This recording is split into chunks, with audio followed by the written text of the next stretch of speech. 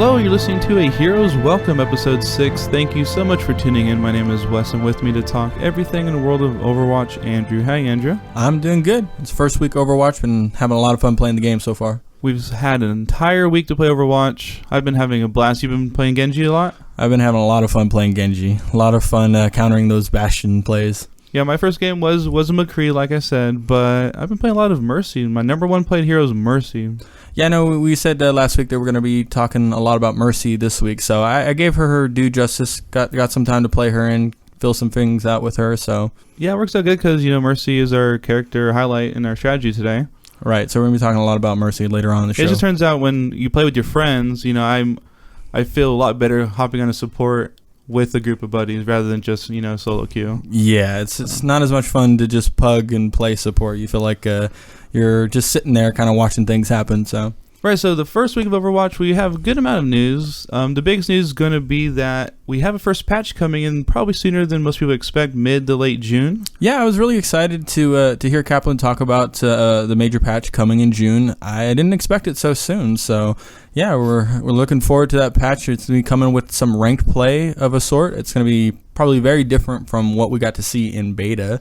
So I don't know if you want to talk a little bit about the way it was, but we did have some sort of ranked play in the beta before, so we got a chance to see how they were looking at things in the beta. Right, so Kaplan did a Q&A developer update on Facebook, where that's where most of the information came from, but there was a competitive mode in the beta at the very end. They would squeeze it in. They just wanted to collect overall data, and they were overall okay with the data, but they wanted to redo the system. We've seen this happen in the past with the other progression systems in the game, like the loot rewards and stuff. If they don't like something 100%, they can go back to the drawing board and come back. So I'm anticipating very much what exactly the ranked is going to look like, the competitive play. Right. So they got a lot of very critical feedback about the system that they had in place before. So a lot of changes, some things that Kaplan did mention in the Q&A that are definitely going to be changing.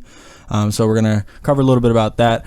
The main thing, I think, for us was the season length. It's going to be changing. The way they had it set up before is it was going to be like a 1-month season setup is how they had initially had the ranked system set up. So they're going to be changing that. It's going to be more like a 3-month system. So they're going to break that up. The way it's going to work is it's probably going to be about 2.5 months of actual ranked play, and then they're going to have like a small 2-week break somewhere in there. Right, so if anyone's familiar with Diablo, it'll work similar to that. So the lengths will be 3 months, but you'll have a week or two in between to kind of get a nice reset. Yeah, to kind of get a little bit of hype, like, oh, the next season's coming up. I really like that. I mean, some people would probably just prefer to just keep going, but I really like the reset. It gives people who maybe didn't get a chance to get a lot of play in that 3-month setup to really build and get ready for the next season. So I really like that break in there. Right. Another thing they mentioned was the frequency of sudden death. So that was another really big issue for us. I know. I really liked sudden death. I know you were less apathetic to the sudden death, but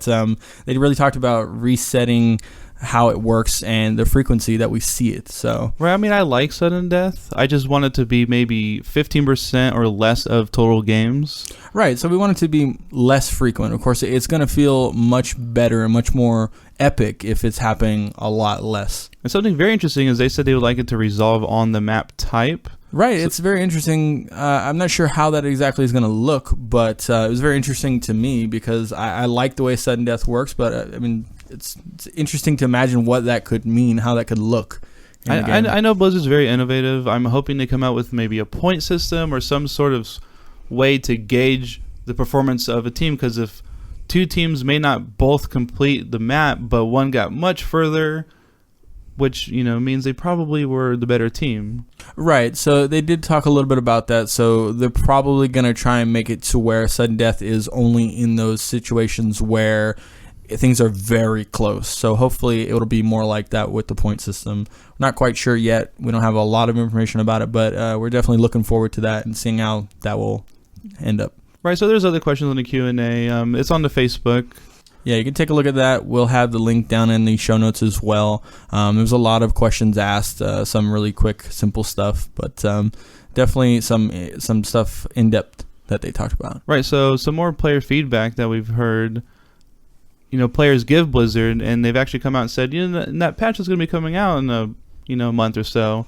We're going to have that change as well, and that's the Reaper teleport change. You can talk about that? Right. So we had a lot of people talking on that before. I think we were of the same mind on that. It's definitely a beneficial change. We really like the idea. So people were talking about how whether an enemy Reaper or an ally Reaper are shadow stepping, you're not able to really tell the difference. They're both got this red aura around them, around their location where they're leaving from and their ending position that they end up on. So it's really kind of hard to tell whether it's an ally or an enemy Reaper coming up. So they will be changing that. They're actually going to have like a blue outline and aura around the ally Reaper. So so friendly Reapers will appear blue, and enemies will look like the way they do now. They're red. Right. So it'd be really easy to tell. So it'd be very good for those Widowmaker shots. I had a lot of fun with Reaper shadow stepping right in front of my scopes. Right, because we learned last episode that Reaper, he actually talks when he teleports, right? Right. So that gives away position as well. Yeah, so we definitely looking forward to this change for sure. Right, so one more thing. Kaplan said that he was very interested in guilds and clans potentially in Overwatch in the future. Right, so I mean, it's one thing I think Blizzard, obviously we expected with Blizzard, with most of their games, they have some sort of a guild or clan set up, so it's something that I think we were definitely looking forward to. So we'll be interested to see how that shapes up and what that could look like. I mean, do you have any ideas on what you would like to see as far as guilds or clans in the game? I mean, it could be so many different things. It could be something simple as just chat channels. It could be, a whole UI developed around it. You could have multiple clans. You can have your, real life friends clan, your competitive clan. I don't know. There's so many different ways they could do it. But Blizzard, they have a pretty good track record with building community, just being able to communicate and just have fun in the game. To bring that social aspect. They're really good at doing that, and so I'm looking forward to that. I really just hope that they do something that incorporates your friends, so it's really easy to know when your friends are available, and so you can just kind of hop in and play with them and have a lot of fun with that. So we're looking forward to that. Obviously, a great addition to the game, so we'll see how that shapes up. Right, and one last little bit. Kaplan talked about the animated shorts and how the Hero animated short, which is the most recent one, we got about 76, that was the last one in Season 1, which implies that there will actually be future seasons that we have to look forward to. Right, and he did mention that there were going to be a lot more coming out, so I mean, I'm super excited about that. I mean, all the Hero animated shorts were awesome, so looking forward to that, definitely. So looking forward to Season 2. We'll get to see some more about the characters. Right, so let's talk about competitive play. So we're sitting in the very first week the game ever came out, and there's tons of tournaments. I have so many games, so many VODs I want to go back and check out. There's so many matches that have taken place. It's so hard to consume them all. And it's just crazy to believe this is the first game, the first week the game's even been out. Yeah, first week and tons of stuff going on this week. Lots of tournaments. I haven't even had a chance to watch the majority of them. I'm looking forward to getting a chance and sitting down and watching the tournaments. And what's also really interesting is the different formats, which we talked a little bit in the past about, but just that time of the game where, sometimes you have stopwatch, sometimes you invent this point system, and everyone's trying out different things, and it was just the perfect time to do all these tests. Right, definitely. I mean, the game is still in its infancy, and so is the competitive aspect of the game. So we're really seeing a lot of different scenarios and systems being worked out. So super awesome to see people trying different things, and looking forward to seeing more. All right, and it goes without saying, we covered the competitive scene. Sometimes we're talking about who won the tournament, so just a little spoiler alert if that matters, but we always encourage people to obviously catch the VODs and support the teams and everything. So let's try to go in chronological order. In the middle of the week, just a couple days after the game came out, we had the Alienware monthly melee, and it was pretty interesting because there's no stopwatch. Right, so a completely different system based off a point scoring system. I don't know if you want to kind of break that down, explain that to our listeners how their point system is working. Right, so up to this point, we've been using stopwatch all throughout the beta. That was like the standard. During the Alienware monthly melee, we had a system where it was a point system, right? So if you completed the maps under 5 minutes, you got 3 points. If you finished it between 5 and 8 minutes, you got 2 points. And if you just completed it at all, didn't matter if you went in overtime or what the scenario was, you got 1 point just for completing the map. Right, so it's based off of a point system. The faster you finish the map, the more points you get. I thought it was interesting. I thought it worked well. I did want to point out that there was a great Widowmaker play. So if anyone out there is looking for some really good Widowmaker play, in the finals is Cloud9 versus Envious. Check out Reaver specifically. He has some great Widowmaker play. Because a lot of people ask, like, oh, I want to catch, I want to main this character. I want to see what are people playing. I want to see the potential. How do I learn? If you want to see some great Widowmaker play, definitely. If you want to know how to Widow, check it out. Cloud9, Reaver, top-notch Widow play. All right, so let's talk about the takeover event. Right, so we had our first post-launch LAN in Europe. It's a takeover tournament, so it was comprised of 8 teams. The 3 mentionable teams, Created Esports, Rogue, and Melty Esports. Right, now it's Creation Esports, Rogue, and Melty Esports, right. And they did use the traditional stopwatch, what we're familiar with, so pretty much we talked about stopwatch in the past, right? Right, we covered a little bit about stopwatch, so it's basically just who gets the furthest, the quickest, and so it's just gauged by an actual stopwatch by the setup tournament. Right, so. A lot of people in the scene really like stopwatch and hope Blizzard integrate that maybe within the next patch. They might. Yeah, maybe some sort of like hybrid stopwatch points. Something. Yeah, we're not quite sure how they want to do that. I know they talked about it in the past. They were leaning towards their own system. I know a lot of people out there are skeptical, saying that they're never gonna input a stopwatch feature in the game. So, we'll see what they plan on doing. But we're definitely looking forward to any additional input from Blizzard. I think they have the tools. They already have the checkpoints. They have the specific meter by meter measurements of the payload move. Which I really like that they added to. It's a really great addition to the game to have those individual meter marks and listed on the actual layout of the game. So yeah, but a lot of it is just making it understandable by the viewer. That's one of the biggest troubles they're going to have, is make it very clear and concise. Someone watching these tournaments just in this last week, they're all using different points systems, and they see this team has 1 point, this person has 3 points. They don't know what that means. They don't know how they get that many points. So if Blizzard can implement, they do this pretty well usually. Yeah, they're really good at their UI and their setup, so I have no doubt that they could pull it off. And I don't think they have any issues contending with, trying to pull this off. I just think that they're really looking to find their own way of doing it. So definitely looking forward to seeing what they plan on doing with the game. So right, and in that takeover event, in our episode number 4, we talked about Rogue being a new team that hit the scene. Right, new organization. We talked about IDDQD and Tavik, the 2 main players from the original team. A lot of people know them. IDDQD, so a lot of people are familiar with them. 2 really top tier players moving on to a different organization, new organization called Rogue. Right, and they were the ones that ended up taking the whole event. They came in first place. Right, so I don't know if anybody was surprised. I was definitely not surprised. Obviously, IDDQD and Tavik, amazing players. So yeah, brand new team, not brand new players. Brand new team. They did have some other players that were new that I hadn't seen before. But obviously, with the Tavik's play in the past, it's not surprised at all to see that they did really well. Anybody who's of that caliber play, they know their teammates. They know when they're in a good team and a good organization. So not surprised, but they were good matches. They weren't complete steamrolls or anything. They were good matches. We have a lot of really good teams so far. So definitely some great competition out there. But congratulations to Rogue. They take it all. So great job. Right, and the last event we're going to talk about is Agents Rising. Is actually still going on at the time we're recording this. Right, so we got to catch a little bit of it. Some great play, some new faces in the scene. So yeah, we caught a little bit of it, but still going on right now. Right, so it is a LAN. It's happening pretty close to where we're at, actually. Southern California and Santa Ana. Right. It's at the esports arena in Santa Ana. You think it'd be the easiest name to remember, right? But yeah, it took place between May 28th and 29th. It's the largest prize pool Overwatch has seen so far. $10,000. $10,000 in the very first week the game came out. That's pretty good. It's no slouch, that's for sure. And they had a lot of the top, North America teams there. Yeah, and they have some new teams there. Some mentionable teams we got to take a look at. Clutch was one of the teams we got to take a look at.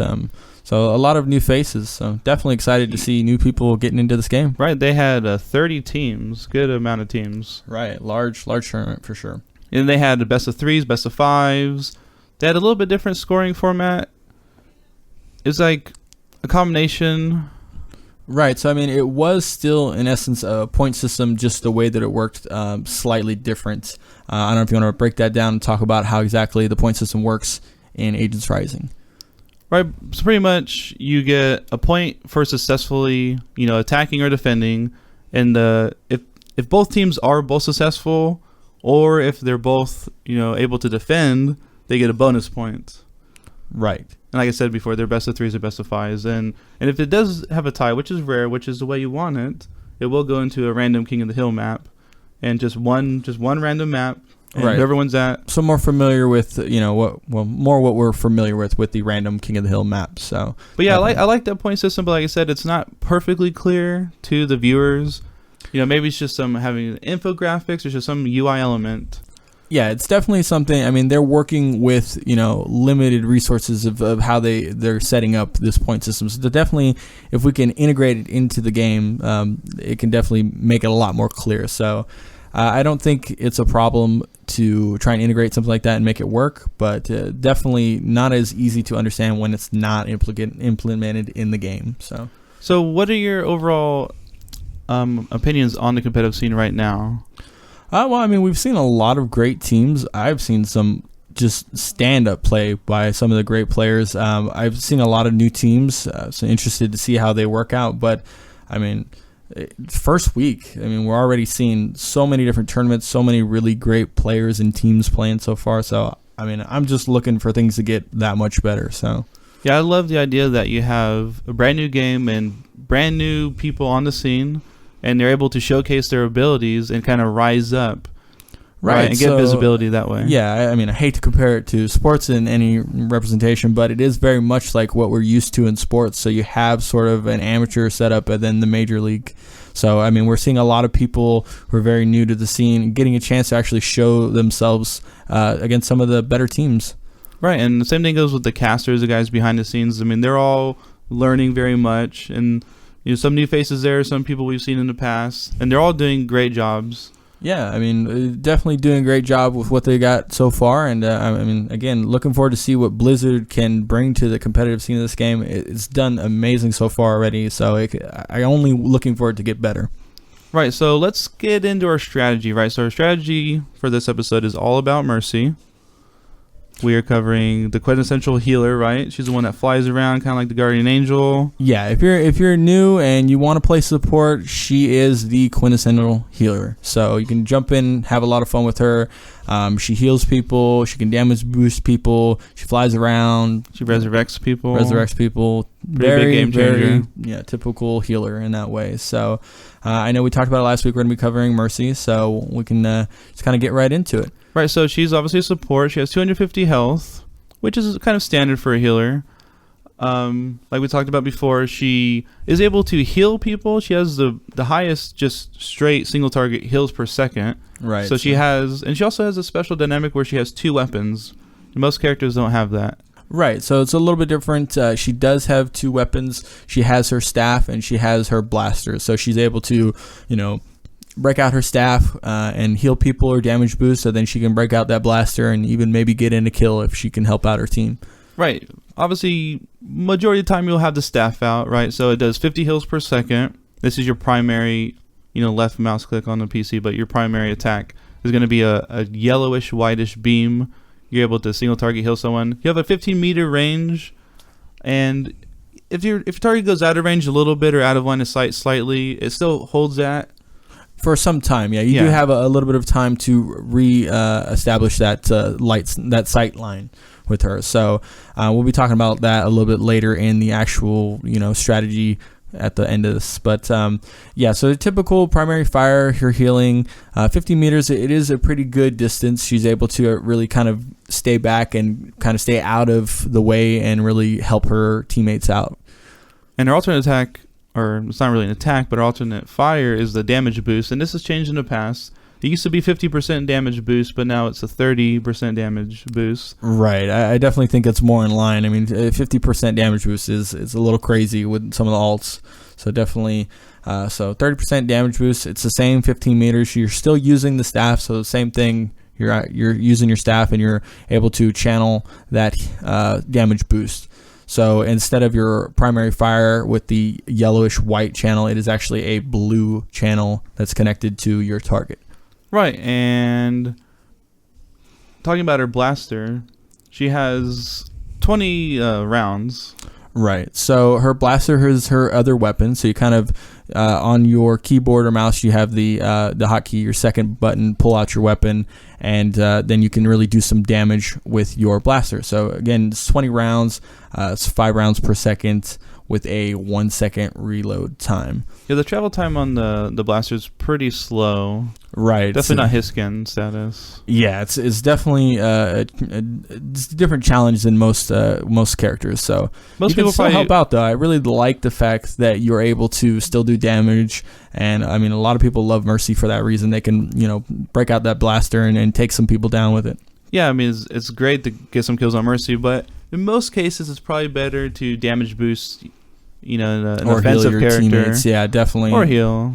Right. But if you're damage boosting like a 76, that damage boost is probably going to be more beneficial than you blasting someone. Right, definitely. He's going to be shooting a lot faster. He's a lot more accurate, and he's going to be able to help you out a lot more than breaking out your blaster. So Mercy does have a passive. It's called Angelic Descent. And the way this works is when you jump, you kind of levitate and slowly fall. Right.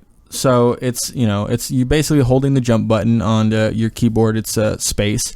So you're able to hold down space and you're able to just kind of float back down. So it's really good for being able to, jump off of certain areas and really come into, your team and really help them out and get to your team. So, well, it works very well with your shift ability, Guardian Angel, which allows you to quickly jump to a friendly target. Right, so you fly to the friendly target. So it's really good to be able to get back into the fight if you're just rezzing or you just switch to Mercy to be able to really jump and use that Angelic Descent, and then when you get close enough to use your shift ability to fly directly to your friendly. Right, so your Guardian Angel is your movement ability, and combined with the Angelic Descent, that's your mobility kit right there. And the cooldown was reduced before the game came out to 1.5 seconds, so it's an extremely short cooldown.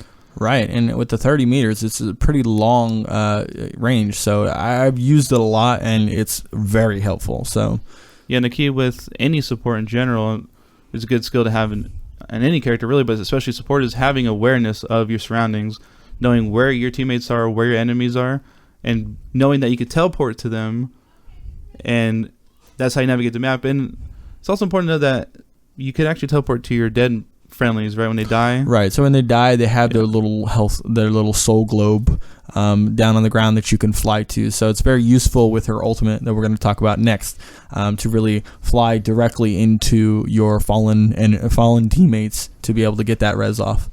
Right, so Resurrect is her ultimate. It has a 1 second cast time. It does resurrect them instantly when you click the button, but you do have 1 second where you're stationary. You're kind of vulnerable. Yeah, you can definitely be very vulnerable in this situation, and your friendlies have a little bit of a wait time as they're being res. So you'll see as soon as you pop your resurrection, your friendlies will rise, but they will be covered in this yellowish glow. So during that time, they actually are invulnerable for that time, but they were also unable to move. So very important to keep an eye out on where you're resing your teammates. So it's definitely very beneficial to have awareness as Mercy. Yeah, so throughout the beta, Resurrect was one of the abilities changed the most throughout the whole range of the beta. So some people might get confused, but yeah, the current state of the game, when you use your ulti, they get res immediately, so you don't have to worry about dying before you get the res. But the range is only 15 meters because before it was much long, much further away. So you do have to be relatively close, but being able to Guardian Angel shift to your friendlies and get that res is what you see a lot of times. Right, so very beneficial to use your whole kit with Mercy and kind of bring it all together. Her Resurrect being such a strong ability can really turn the tide of a battle. So definitely look for uses for your ultimate, definitely.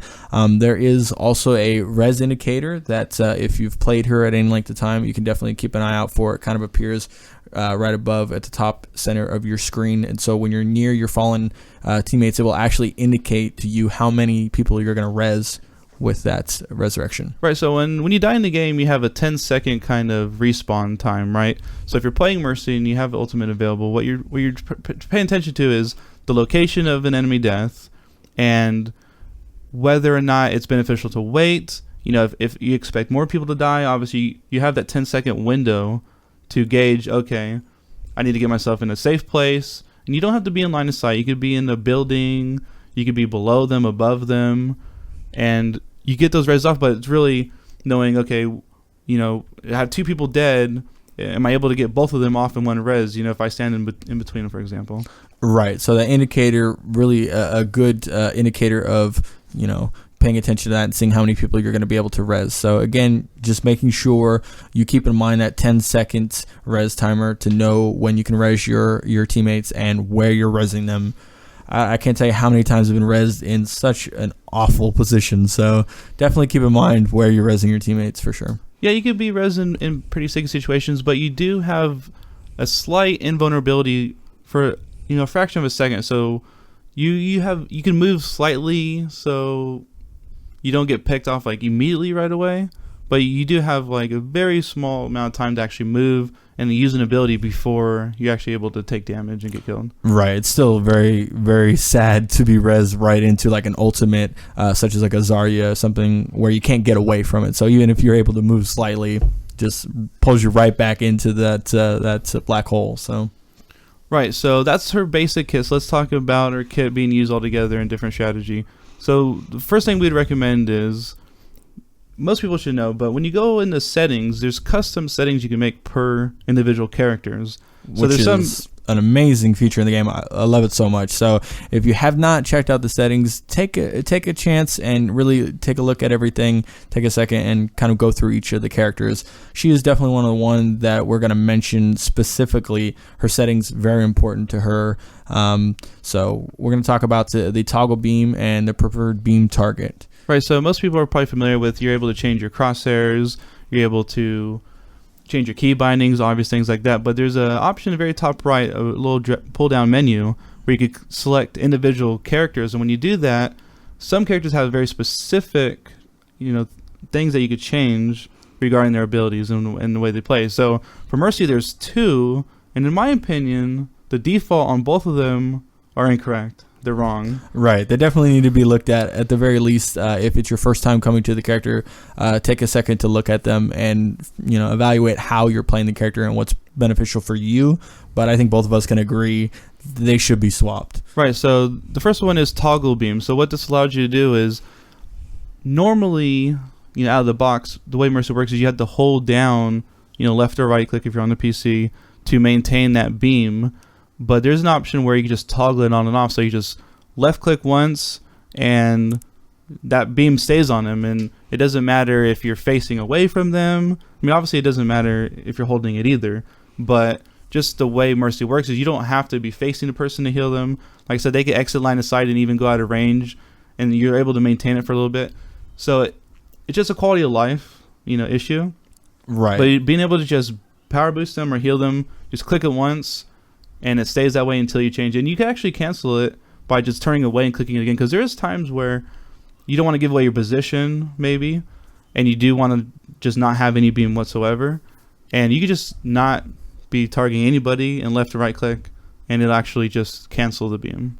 Right. So again, I didn't know at the beginning. I played her for a little bit the default way, and then I really took a look at the settings, and of course I toggled that on as well. So it definitely, in my opinion, works better to have it toggleable instead of being able to hold it down. It really allows you freedom to be able to move around really easy and, you know, react to things. So right. So another custom setting for her is a preference on beam target. So by default, this is on. So the way this works is if you're healing or damage boosting someone, if you have any beam attached to someone, it prioritizes them for your guardian angel, which is your shift, your movement ability.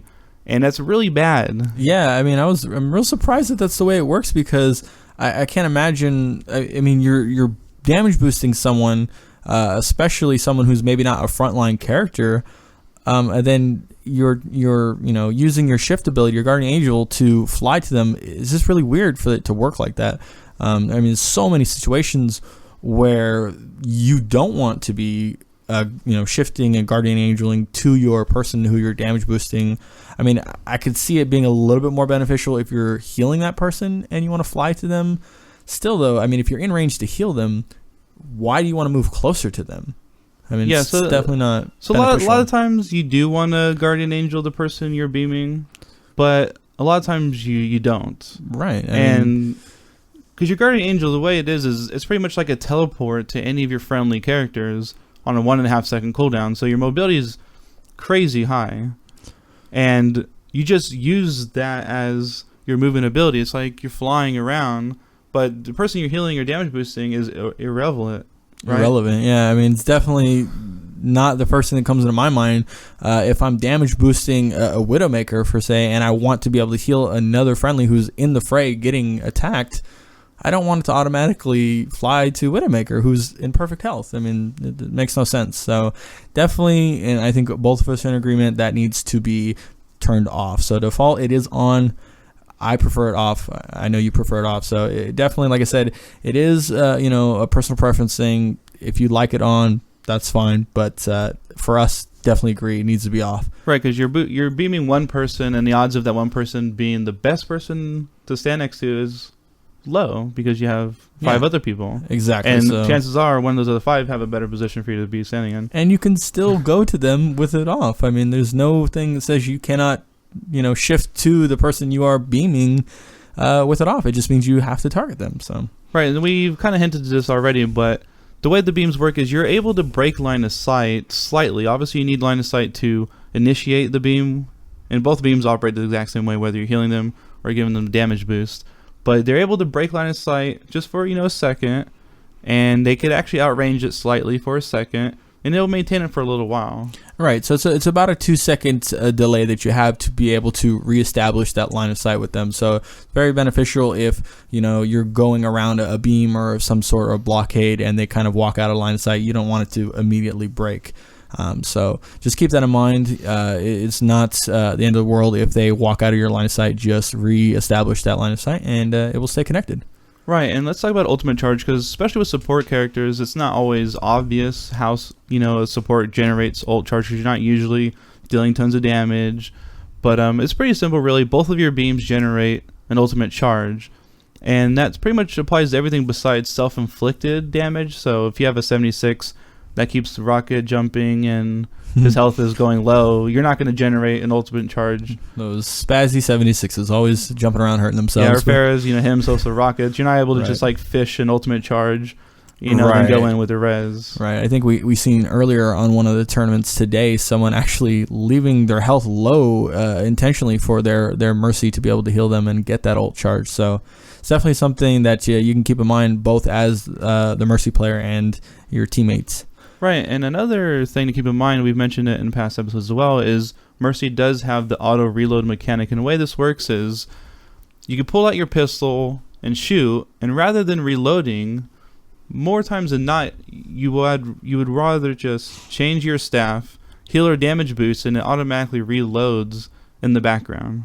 Right, so the reload is still happening. I know I checked into this a little bit. Like I said, I did get a chance to play some Mercy. So there is still that 1 second reload time, so you can't switch back immediately. But, I mean, you wouldn't be doing that anyway. Obviously, if you're stopping using your blaster, you're switching to your staff, you're healing or damage boosting someone. So, I mean, it's only 1 second. It's pretty much immediately. So very beneficial to keep in mind that you can just, help out your team a little bit with your blaster, and then as soon as you decide to switch back to your staff, you don't have to reload. There's no reason to take the time to reload. That was definitely a habit I had to break because I was used to, playing her in beta. Well, I want to make sure I have full 20 bullets in my blaster when I go back into it, so I'm always reloading before I go back to the staff. And now it's just another quality of life thing where you just heal someone, damage boost someone, just do something with your staff, and you always have the 20 bullets in your blaster ready to go. Right. It's a perfect example of what we talked about before. Blizzard really taking things that are fun in the game or things that are not fun in the game and really just kind of taking them out of the picture. I mean, they could have just as easily left that reload in there and no one would have thought weirdly of it. I mean, it's common in any other game that when you're switching guns, you have to reload. If you haven't reloaded, when you come back to that gun, you're still low on ammo. So again, it's just a matter of them saying this isn't, it's whatever. We're just going to take it away. So yeah, and just to mention while we're talking about the auto reload mechanic, Torbjorn takes advantage of this as well. So if you're hammering your turret, for example, and your rivet gun wasn't fully reloaded, when you go back to your rivet gun, it will be fully loaded, and Bastion as well. Right. A lot of Bastion, we see a lot of Bastion players the first week the games come out. Most times it's better to just disengage your turret mode and move. When you go back in your turret, you have 200 bullets left. Right. It's faster. It's just as fast as reload because he has a pretty slow reload mechanic. Right. And I think a lot of Bastions, I don't know if they're seeing tournament play and they're just used to seeing this crazy Bastion, or they're just not really taking in mind the fact that I always keep in mind I don't play too much Bastion, but the same kind of thing I think applies very well to Widowmaker. Staying in the same spot is not ideal on those characters. So really, able to, dismount from your turret mode and move to a different position where you're not going to just get flanked. I feel like a lot of people who play Bastion sit down in this one little corner and they just think, the Mercy's going to damage boost me and heal me, and then I'll just have the Reinhardt shield in front of me and we're just going to take the whole team out. But all it takes is one good Genji or Reaper to just come around, flank them, and just take them out. So definitely keep in mind. I've not seen a lot of people do that. I know we mentioned it in the previous shows. It's very beneficial to keep in mind with Bastion as well. I did want to kind of mention before we talked about the line of sight with the beam connections. Another good reason for being able to keep that connection for that 2-second window. I see a lot of times the Mercy will follow right in suit behind someone through an archway or through a doorway, and that's a really easy way to just get destroyed by an enemy ult or by a Pharah or something like that. So definitely keep in mind you do have that window. If there are different alternate ways you can go that are still within that 15 meters, you can use separate doorways or second archways to kind of keep yourself out of that damage that's coming in from another enemy. Right, that was a good point. And one last tip is important to know. A lot of players don't know this, but you can actually cancel the Guardian Angel, which, like I said, is your shift, by just pushing it again. And this is very, very useful. So you could shift, you start flying towards someone, and then cancel it. Right. So it's something that not a lot of people know. I think off the bat, it's not very obvious, but very beneficial. Keep in mind, you can cancel it. So many situations where you're going to want to cancel that. So yeah, and like I said, you can target it with your passive Angelic Descent. So if you shift, fly towards a Pharah in the sky, you could have more unpredictable movements by, holding your spacebar, letting go of your spacebar. Like I said, just canceling your flying to them. Right, definitely. So definitely keep in mind, Mercy is one of those people where she has a really nice kit. It really works well together. It works very well with pretty much anybody. There's obvious preferred targets for her damage boost or for her healing, people you want to kind of keep in mind.